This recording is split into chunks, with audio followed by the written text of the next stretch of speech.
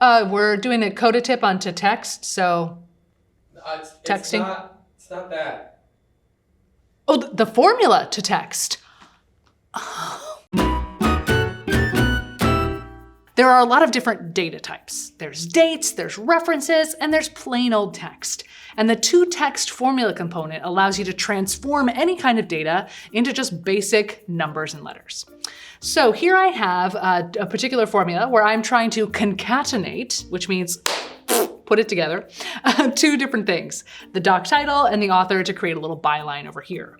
But notice that we've got a link and we have this little people column, but our formula result is just looking like plain old text. That's because I put this information in the little ToText modifier, and now here it is, just plain old text. So here's what it looks like. Open up that formula, and in any formula you do in Coda, you can add ToText at the end to be able to transform the data type. So now these two references just come out as plain old text. So anytime you're running into trouble or want something to look a little bit cleaner, put some ToText on it, and I'll see you around.